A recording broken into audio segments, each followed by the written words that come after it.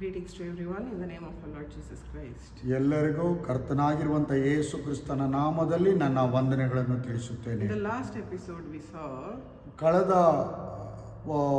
ಭಾಗದಲ್ಲಿ ನಾವು ನೋಡಿದೆವು, from Matthew chapter 14, ಮತ್ತಾಯನ ಸುವಾರ್ತೆ 14ನೇ ಅಧ್ಯಾಯದಲ್ಲಿ ನಾವು ಧ್ಯಾನ ಮಾಡಿದೆವು. from verse 22 to 33.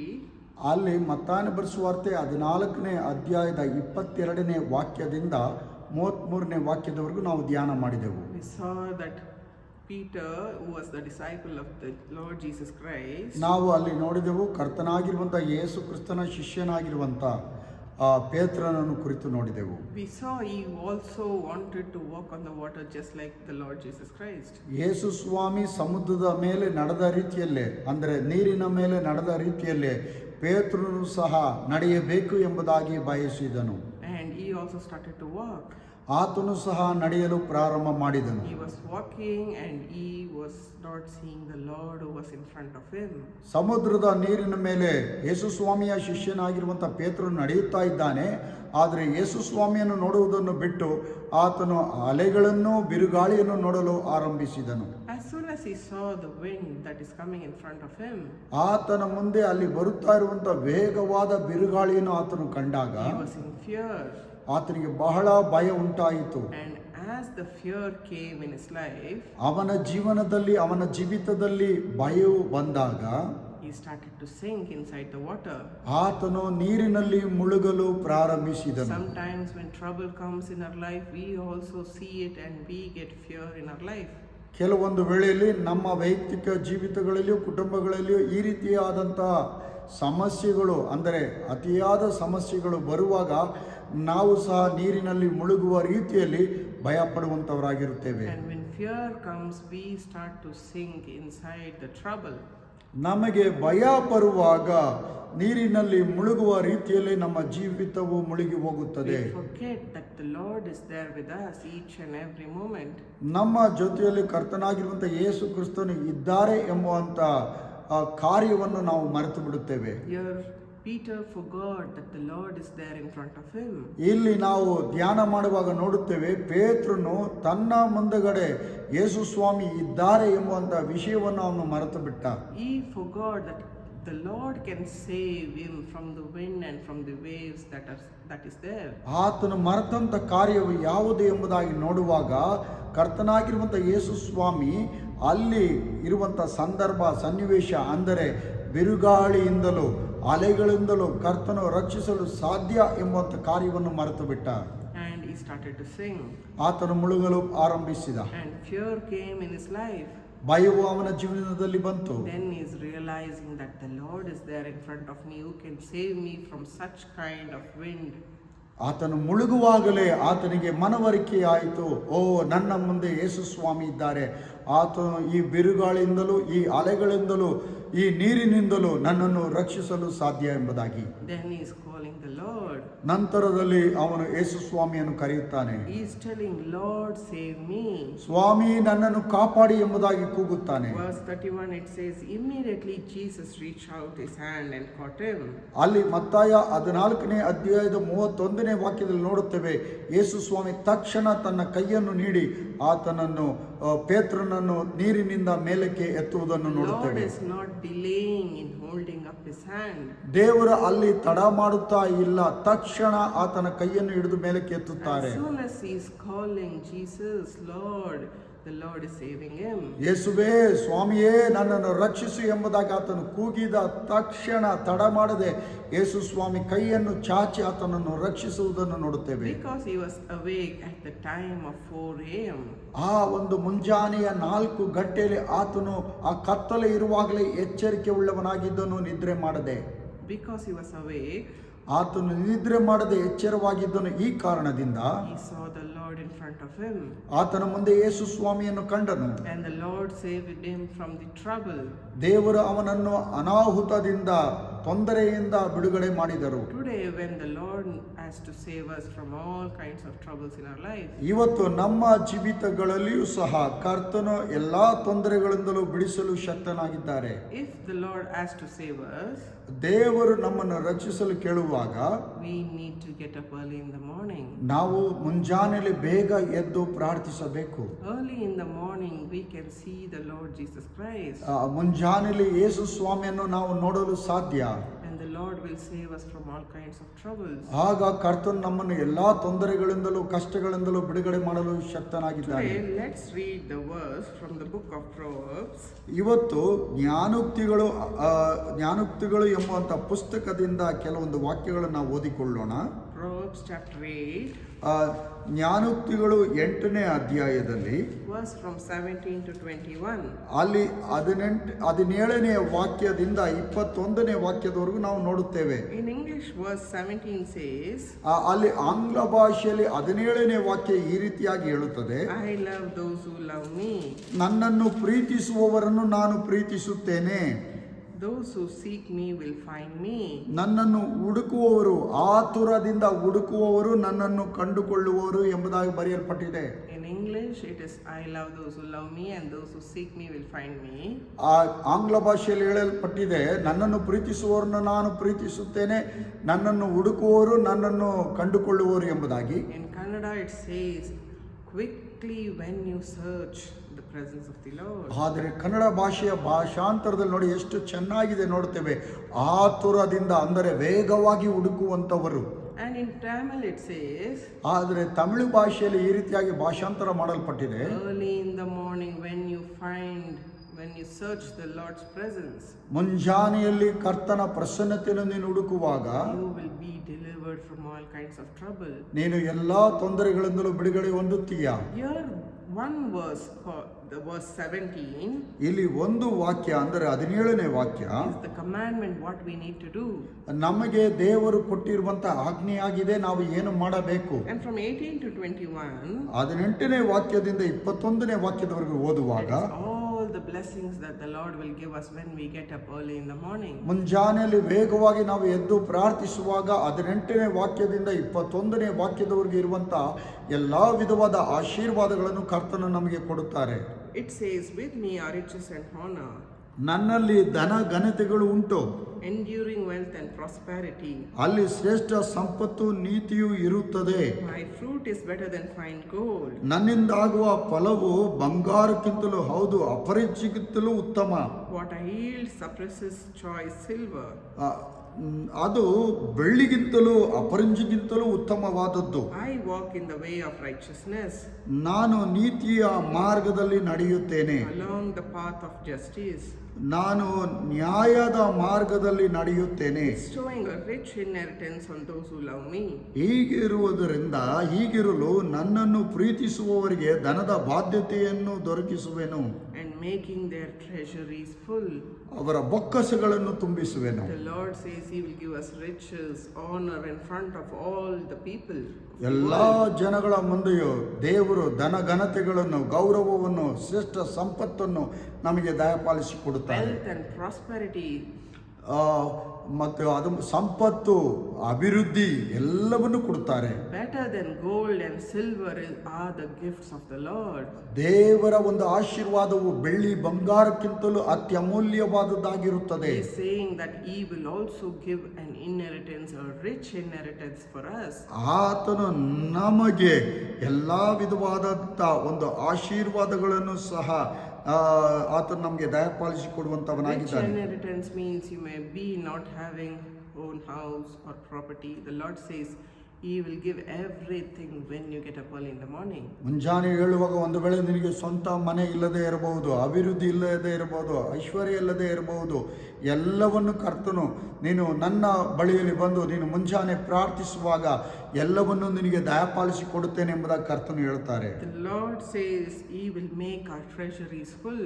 ಆತನು ಹೇಳ್ತಾನೆ ನಮ್ಮ ಬೊಕ್ಕಸಗಳನ್ನು ತುಂಬಿಸುವನು ಎಂಬುದಾಗಿ. Whatever the world is enjoying, ಲೋಕದ ಜನಗಳು, ಲೋಕವು ಏನೆಲ್ಲ ಅನುಭವಿಸುತ್ತಾ ಇದೆಯೋ, not worldly kind means they may have own house or jewelry, whatever it might be, or rich. ಲೋಕದವರು ನೋಡುವಾಗ ಮನೆ ಆಗಿರ್ಬೋದು, ಬೆಳ್ಳಿ ಬಂಗಾರ ಎಲ್ಲವನ್ನು ಹೊಂದಿಕೊಂಡವರಾಗಿರಬಹುದು. The Lord says, even He is able to give you. ನಿನಗೂ ಸಹ ಭಕ್ತನಾಗಿರುವಂತ ನಿನಗೂ ಸಹ ಕರ್ತನು ಕೊಡಲು ಶಕ್ತನಾಗಿದ್ದಾರೆ. We see Abraham, Isaac, how they lived. ಅಬ್ರಹಾಮನು ಈಸಾಕನು ಯಾವ ರೀತಿಯಲ್ಲಿ ಬದುಕಿದರು ಎಂಬುದಾಗಿ ಸತ್ಯವೇದದಲ್ಲಿ ನಾವು ಓದಿ They were ತಿಳಿದುಕೊಳ್ಳುತ್ತೇವೆ. very rich. ಅವರು ಬಹಳ ಐಶ್ವರ್ಯವಂತರಾಗಿದ್ದರು. In those days, the Lord had blessed them in such a kind. ಆ ದಿನಮಾನಗಳಲ್ಲಿ ದೇವರು ಅವರನ್ನು ಆ ರೀತಿಯಾಗಿ ಆಶೀರ್ವಾದ Today, ಮಾಡಿದ್ದರು. even today, He can even bless us. ಅದೇ ರೀತಿಯಾಗಿ ಅಬ್ರಹಾಂ ಈಸಕನನ್ನು ಆಶೀರ್ವದಿಸಿದ ರೀತಿಯಲ್ಲಿ ಕರ್ತನು ನಮ್ಮನ್ನು ಈ ದಿನದಲ್ಲಿ ಆಶೀರ್ವಾದ ಮಾಡಲು ಸಿದ್ಧರಾಗಿದ್ದಾರೆ. Here it says that when we search the presence of the Lord quickly and early in the morning, ಇಲ್ಲಿ ಜ್ಞಾನೋಕ್ತಿಗಳ ಪುಸ್ತಕದ 8ನೇ ಅಧ್ಯಾಯದ 17ನೇ ವಾಕ್ಯದಲ್ಲಿ ಓದುವಾಗ ನೋಡ್ತೇವೆ, ಕರ್ತನನ್ನು ಪ್ರೀತಿಸಿ ಹೆಚ್ಚಾಗಿ ಆತನನ್ನು ವೇಗವಾಗಿ ಹುಡುಕುವಂತ ವ್ಯಕ್ತಿಗಳಿಗೆ you may think that whenever we pray, the Lord will hear our prayer. ನಾವು ಯೋಚನೆ ಮಾಡ್ತೀವಿ, ನಾನು ಯಾವಾಗ ಬೇಕಾದರೂ ಪ್ರಾರ್ಥಿಸಬಹುದು, ನನ್ನ ಪ್ರಾರ್ಥನೆಯನ್ನು ಕರ್ತನು ಕೇಳುತ್ತಾರೆ. Yes, truly the Lord will hear our prayer. ಹೌದು ಪ್ರಿಯರೇ, ನಿಜವಾಗ್ಲೂ ನಾವು ಯಾವಾಗ ಪ್ರಾರ್ಥನೆ ಮಾಡಿದ್ರು ದೇವರು ಕೇಳಿಸ್ಕೊಳ್ತಾರೆ. But when we get up early in the morning, ಆದರೆ ಮುಂಜಾನೆಯಲ್ಲಿ ನಾವು ಏಳುವಾಗ the Lord blesses us. ದೇವರು ಈ ರೀತಿಯಾಗಿ ನಮ್ಮನ್ನು ಆಶೀರ್ವಾದ More ಮಾಡ್ತಾರೆ. than all the other prayers, when we get up, when it is still dark, the Lord will bestow rich blessing upon us. ಎಲ್ಲಾ ವಿಧವಾದ ಪ್ರಾರ್ಥನೆಗಳಿಗಿಂತಲೂ ಮುಂಜಾನೆಯಲ್ಲಿ ಎದ್ದು ಪ್ರಾರ್ಥನೆ ಮಾಡುವಾಗ ವಿಶೇಷವಾದ ಆಶೀರ್ವಾದಗಳನ್ನು ಕರ್ತನು ನಮಗೆ As we ದಯಪಾಲಿಸಿಕೊಡುತ್ತಾರೆ. read now, when Peter is awake, he is not thinking. ಅಲ್ಲಿ ನಾವು ಮತ್ತಾಯನ ಬರೆಸುವಾರ್ತೆ 14ನೇ ಅಧ್ಯಾಯದಲ್ಲಿ ಧ್ಯಾನ ಮಾಡಿದೆವು. ಪೇತ್ರನು ಎಚ್ಚರವಾಗಿದ್ದನು ಮುಂಜಾನೆ, ಆದುದರಿಂದ ಅವನು ನೀರಿನಲ್ಲಿ ಮುಳುಗಿ ಹೋಗಲಿಲ್ಲ. The verse says there that they were awake at 4 a.m. and that time they are seeing the Lord Jesus Christ. ಮುಂಜಾನೆ 4 ಜಾವದಲ್ಲಿ ಎಲ್ಲರೂ ಎಚ್ಚರವಾಗಿದ್ದರು, ಆದುದರಿಂದ ಅವರು ಕ್ರಿಸ್ತನು ಅಂದರೆ ಯೇಸು ಸ್ವಾಮಿ ನೀರಿನ ಮೇಲೆ ನಡೆದು ಬರುವುದನ್ನು ನೋಡಲು ಸಾಧ್ಯವಾಯಿತು. Now let's turn to Proverbs chapter 6. ಇಲ್ಲಿ ಜ್ಞಾನೋಕ್ತಿಗಳು 6ನೇ ಅಧ್ಯಾಯವನ್ನು ತೆಗೆದಿಟ್ಟುಕೊಳ್ಳೋಣ. Proverbs chapter 6 verse from 1 to 11. ಅಲ್ಲಿ ಜ್ಞಾನೋಕ್ತಿಗಳು 6ನೇ ಅಧ್ಯಾಯ 1ನೇ ವಾಕ್ಯದಿಂದ 11ನೇ ವಾಕ್ಯದವರೆಗೂ ಓದುವಾಗ We see what we need to do in our life. ನಮ್ಮ ಜೀವನದಲ್ಲಿ ನಾವು ಏನು ಮಾಡಬೇಕು ಎಂಬುದನ್ನು ಅಲ್ಲಿ ಓದಿ When ಕಲಿತುಕೊಳ್ಳುತ್ತೇವೆ. you have been trapped for the diseases, for the troubles in your life, what you need to do. ನೀನು ತೊಂದರೆಗೆ, ಕಷ್ಟಗಳಿಗೆ, ಅವಮಾನಗಳಿಗೆ ಸಿಕ್ಕಿ ಹಾಕಿಕೊಂಡಾಗ ಅಲ್ಲಿಂದ ತಪ್ಪಿಸಿಕೊಳ್ಳಲು ನೀನು ಏನು ಮಾಡಬೇಕು? Verse from 1. 1ನೇ ವಾಕ್ಯದಿಂದ 1 says that, my son, if you have put up security for your neighbor, ಮಗನೇ, ನೀನು ನೆರೆಯವನಿಗೆ ಹೊಣೆಯಾಗಿದ್ದರೆ, ಪರನಿಗಾಗಿ ಕೈ ಮೇಲೆ ಕೈ ಹಾಕಿದ್ದರೆ, if you have shaken hands in pledge for a stranger. ಪರನಿಗಾಗಿ ಕೈ ಮೇಲೆ ಕೈ ಹಾಕಿದ್ದರೆ, Verse 2, you have been trapped by what you have said, 2ನೇ ವಾಕ್ಯದಲ್ಲಿ ಹೇಳುತ್ತದೆ, ನೀನು ಮಾತು ಕೊಟ್ಟು ಪಾಶಕ್ಕೆ ಸಿಕ್ಕಿದ್ದಿ, ensnared by the words of your mouth. ನಿನ್ನ ವಾಗ್ದಾನವು ನಿನ್ನನ್ನು ಹಿಡಿದಿದೆ. So do this. In verse 3 the Lord is telling, ಆದುದರಿಂದ 3ನೇ ವಾಕ್ಯದಲ್ಲಿ ಈ ರೀತಿಯಾಗಿ ಮಾಡು ಎಂಬುದಾಗಿ ಕರ್ತನ ವಾಕ್ಯವು ಹೇಳುತ್ತದೆ. my son, to free yourself. ಹೀಗಿರಲು ಮಗನೇ, ನೀನು ನೆರೆಯವನ ಕೈಯಿಂದ ಸಿಕ್ಕಿಕೊಂಡುದರಿಂದ ತಪ್ಪಿಸಿಕೊಳ್ಳುವ ಒಂದು ಕೆಲಸ ಮಾಡು. Since you have fallen into your neighbor's hand. ನೀನು ನೆರೆಯವನ ಕೈಯಲ್ಲಿ ಸಿಕ್ಕಿ The ಹಾಕಿಕೊಂಡಿರುವುದರಿಂದ verse says that you have been trapped by the words of your mouth. ನಿನ್ನ ಬಾಯಿನ ಮಾತಿಗೆ ನೀನು ಸಿಕ್ಕಿ ಹಾಕಿಕೊಂಡಿದ್ದೀಯಾ ಎಂಬುದಾಗಿ ವಾಕ್ಯ ಹೇಳುತ್ತದೆ. You are trapped in the hands of your neighbor. ನೀನು ನೆರೆಯವನ ಕೈಗೆ ಸಿಕ್ಕಿ ಹಾಕಿಕೊಂಡಿದ್ದೀಯಾ? Neighbor means, it does not mean that the neighbor that is there next to your house. ನೆರೆಯವನು ಎಂಬುದಾಗಿ ಹೇಳಿದಾಗ ಅಕ್ಕಪಕ್ಕದ ಮನೆಯಲ್ಲಿ ಇರುವಂತವರಲ್ಲ. Neighbor means Satan, who has caught you into the trouble of your life. ನೆರೆಯವನು ಎಂಬುದಾಗಿ ಹೇಳುವಾಗ ಸೈತಾನನು ಯಾರು ನಿನ್ನನ್ನು ತೊಂದರೆಗೆ ಸಿಕ್ಕಿ ಹಾಕಿಕೊಳ್ಳುವಂತೆ ಮಾಡಿದ್ದಾನೆ, ಆ ಕಷ್ಟದಲ್ಲಿ ತಬ್ಬಿದ್ದಾನೆ, ಆತನಾಗಿದ್ದಾನೆ. Trapped for the diseases. ನಾವು ರೋಗಗಳಿಗೆ ಸಿಕ್ಕಿ ಹಾಕಿಕೊಂಡಿರುತ್ತೇವೆ. Trapped by your husband or wife. ಗಂಡನ ಹತ್ರ ಸಿಕ್ಕಿ ಹಾಕಿಕೊಂಡಿರುತ್ತೇವೆ, ಹೆಂಡತಿ ಹತ್ರ ಸಿಕ್ಕಿ ಹಾಕಿಕೊಂಡಿರುತ್ತೇವೆ, Or your children's life. ಮಕ್ಕಳ ಜೀವಿತದಲ್ಲಿ ಸಿಕ್ಕಿ Or ಹಾಕಿಕೊಂಡಿರುತ್ತಾರೆ. your children may left you. ನಿನ್ನ ಮಕ್ಕಳು ನಿನ್ನನ್ನು ಬಿಟ್ಟು ಹಗಲಿ ಹೋಗಿರಬಹುದು. whatever it might be. ಅದು ಏನೇ ಆಗಿರಬಹುದು. It might be also financial crisis. ಆ ಹಣದುಬ್ಬರವಾಗಿರಬಹುದು, ಹಣದ ಕಷ್ಟ ಇರಬಹುದು, Whatever it might be. ಯಾವುದೇ ಆಗಿರಬಹುದು. The Lord is telling in verse 3. 3ನೇ ವಾಕ್ಯದಲ್ಲಿ ಕರ್ತನು ಹೇಳುತ್ತಾರೆ, So do this, my son, to free yourself. ಮಗನೇ, ನೀನು ಬಿಡುಗಡೆ ಹೊಂದಲು ನೀನು ಈ ಒಂದು ಕಾರ್ಯವನ್ನು ಮಾಡು. The Lord himself is telling you need to free. ನೀನು ಅಲ್ಲಿಂದ ತಪ್ಪಿಸಿಕೊಂಡು ಓಡಿ ಹೋಗಬೇಕು. You do not sit in the trouble and cry. ನೀನು ನಿನ್ನ ತೊಂದರೆಯಲ್ಲೇ ಕುಳಿತುಕೊಂಡು ಅಳುತ್ತಾ ಇರಬೇಡ. Do not think the character of such kind of person is same, we cannot do anything. ಆ ಮನುಷ್ಯನ ಗುಣನಡತೆಗಳು ಈ ರೀತಿಯಾಗಿದೆ, ನಾನು ಅದೇ ರೀತಿಯಾಗಿ ಮಾಡಲು ಸಾಧ್ಯವಿಲ್ಲ ಎಂಬುದಾಗಿ ಹೇಳಿಕೊಂಡು ಕೂತ್ಕೊಳ್ಳಬೇಡ. Do not think my product will not be sold. ನನ್ನ ವ್ಯಾಪಾರದಲ್ಲಿ ನನ್ನ ವಸ್ತು ವ್ಯಾಪಾರವಾಗುತ್ತಾ ಇಲ್ಲ ಎಂಬುದಾಗಿ ಚಿಂತಿಸಬೇಡ. Do not think this diseases can be cured. ಈ ರೋಗವು ನನ್ನಿಂದ ವಾಸಿಯಾಗಲು ಸಾಧ್ಯವಿಲ್ಲ ಎಂಬುದಾಗಿ ಹೇಳಬೇಡ. Do not think the doctor and medicine cannot cure. How can the Lord cure me? ವೈದ್ಯರು ವಾಸಿ ಮಾಡಲು ಸಾಧ್ಯವಾಗಲಿಲ್ಲ, ಔಷಧಿಯು ನನ್ನನ್ನು ರೋಗ ಮುಕ್ತನಾಗಿ ಮಾಡಲು ಸಾಧ್ಯವಾಗಲಿಲ್ಲ, ಯಾವ ರೀತಿ ದೇವರು ಮಾಡಲು ಸಾಧ್ಯ ಎಂಬುದಾಗಿ ಯೋಚಿಸಬೇಡ. Do not question yourself. ನಿನಗೆ ನೀನೇ ಪ್ರಶ್ನೆ ಹಾಕಿಕೊಳ್ಳಬೇಡ. The Lord is telling you need to free yourself. ದೇವರು ಹೇಳ್ತಾ ಇದ್ದಾರೆ, ನಿನ್ನನ್ನು ನೀನೇ ತಪ್ಪಿಸಿಕೊಂಡು ಬಿಡುಗಡೆ ಹೊಂದಬೇಕು ಎಂಬುದಾಗಿ. In verse 4, 4ನೇ ವಾಕ್ಯದಲ್ಲಿ the Lord says what you need to do. ನೀನು ಏನು ಮಾಡಬೇಕು ಎಂಬುದಾಗಿ ಈ ಜ್ಞಾನೋಕ್ತಿ 6ನೇ ಅಧ್ಯಾಯದ 4ನೇ ವಾಕ್ಯದಲ್ಲಿ ಹೇಳ್ತಾರೆ. Verse 4 says, allow no sleep to your eyes. ಜ್ಞಾನೋಕ್ತಿ 6ನೇ ಅಧ್ಯಾಯದ 4ನೇ ವಾಕ್ಯದಲ್ಲಿ ಕರ್ತನು ನಮ್ಮನ್ನು ನೋಡಿ ಹೇಳ್ತಾ ಇದ್ದಾರೆ, ನಿನ್ನ ಕಣ್ಣುಗಳಿಗೆ ನಿದ್ರೆ ಕೊಡಬೇಡ. No slumber to your eyelids. ರಪ್ಪೆಗಳನ್ನು ಮುಚ್ಚದಿರು. The Lord is not telling the sleep that we sleep at night. ರಾತ್ರಿ ನಿದ್ರೆ ಮಾಡ್ತೀವಲ್ಲ, ಆ ನಿದ್ರೆ ಮಾಡಬೇಡ ಎಂಬುದಾಗಿ ಕರ್ತನು ಹೇಳ್ತಾ ಇಲ್ಲ. He has given us night to sleep. ರಾತ್ರಿ ದೇವರು ನಮಗೆ ಉಂಟು ಮಾಡಿ ಇಟ್ಟಿರುವುದು ಚೆನ್ನಾಗಿ ನಿದ್ರೆ ಮಾಡುವುದಕ್ಕಾಗಿ. Morning, early in the morning, while it is still dark, He wants us to be awake. ಆದರೆ ದೇವರು ನಮ್ಮ ಸಂಗಡ ಬಯಸುವುದು ಏನೆಂದರೆ ಮುಂಜಾನೆಯಲ್ಲಿ ವೇಗವಾಗಿ ಎದ್ದು ಪ್ರಾರ್ಥಿಸಬೇಕು. When we are awake, we should not close our eyelids. ನೀನು ಮುಂಜಾನೆಯಲ್ಲಿ ಎದ್ದಿದ್ದಾಗ ಕಣ್ಣುಗಳನ್ನು ಮುಚ್ಚಿಕೊಳ್ಳಬೇಡ. Nor sit and sleep and in a sleepy mode to pray. ಪ್ರಾರ್ಥನೆ ಮಾಡುವಾಗಲೇ ನಿದ್ರೆಯಿಂದ ನೀನು ತೂಕಡಿಸುತ್ತಾ ಪ್ರಾರ್ಥಿಸಬೇಡ. The Lord is saying no sleep ನಿದ್ರೆ ಮಾಡಬೇಡ. to your eyes. ನಿನ್ನ ರಪ್ಪೆಗಳಿಗೆ ನೀನು ಸ್ವಲ್ಪನು ಮುಚ್ಚದಿರು. No slumber to your eyelids. ರಪ್ಪೆಗಳನ್ನು ಮುಚ್ಚದಿರು. Verse 5 says, 5ನೇ ವಾಕ್ಯ ಹೇಳುತ್ತದೆ, free yourself like a gazelle from the hand of the hunter. ನೋಡಿ ಅಲ್ಲಿ ಓದುತ್ತೇವೆ, ಬೇಟೆಗಾರನ ಕೈಯಿಂದ ಜಿಂಕೆಯು ಓಡಿ ಹೋಗುವಂತೆಯೂ, Like a bird from the snare of the fowler. ಪಕ್ಷಿಯು ಹಾರಿ ಹೋಗುವ ಹಾಗೂ ತಪ್ಪಿಸಿಕೋ. When a hunter goes, ಬೇಟೆಗಾರನು ಹೋಗುವಾಗ he will try to find the bird. ಆ ಬೇಟೆಗಾರನು ಬೇಟೆಯಾಡಲು ಹೋದಾಗ ಪಕ್ಷಿಗಳನ್ನು ಕಾಣುತ್ತಾನೆ.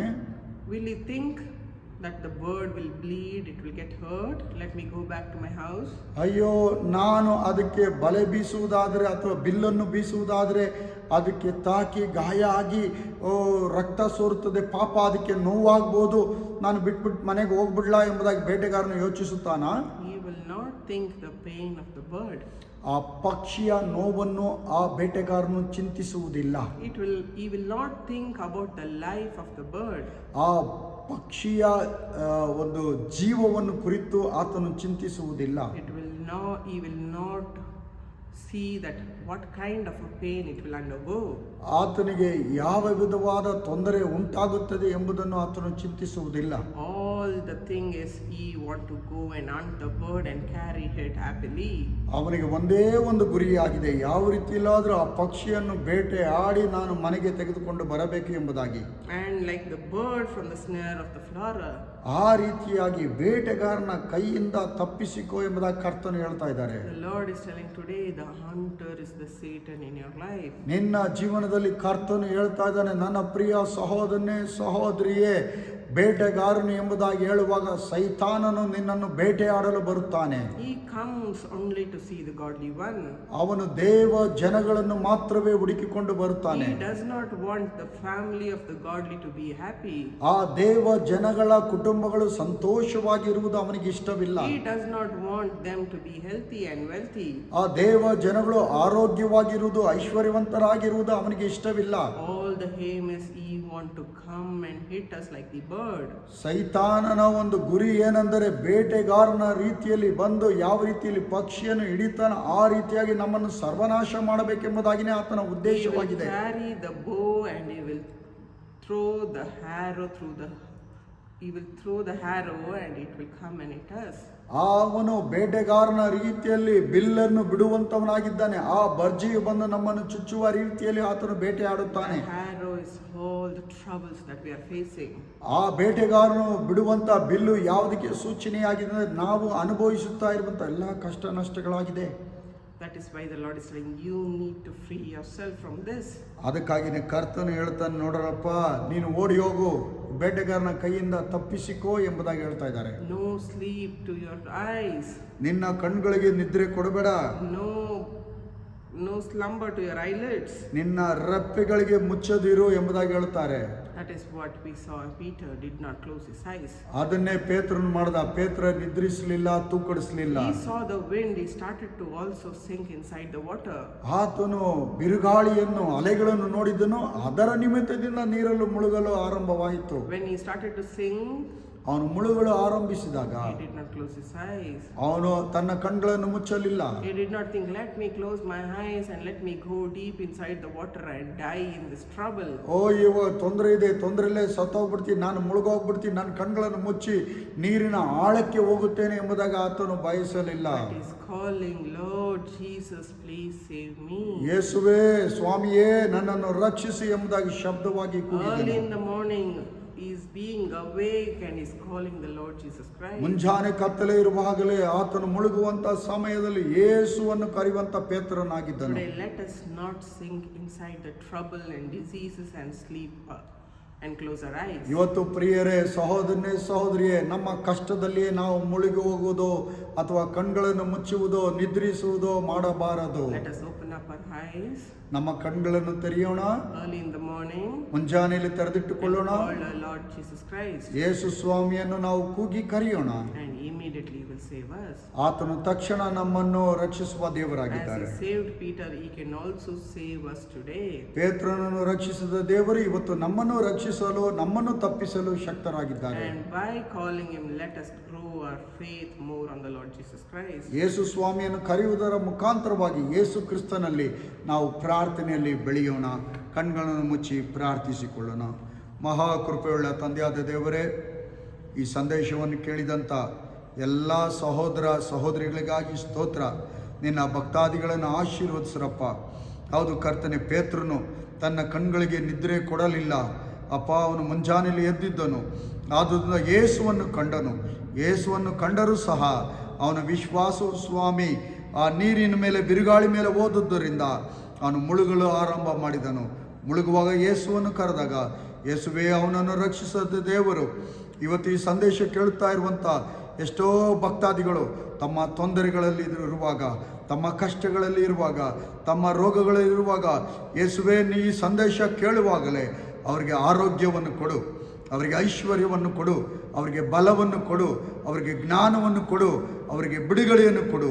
ಈ ಸಂದೇಶ ಕೇಳುವಂಥ ಪ್ರತಿಯೊಂದು ವ್ಯಕ್ತಿಯನ್ನು ಆಶೀರ್ವದಿಸಿರಿ, ಬಲಪಡಿಸಿರಿ.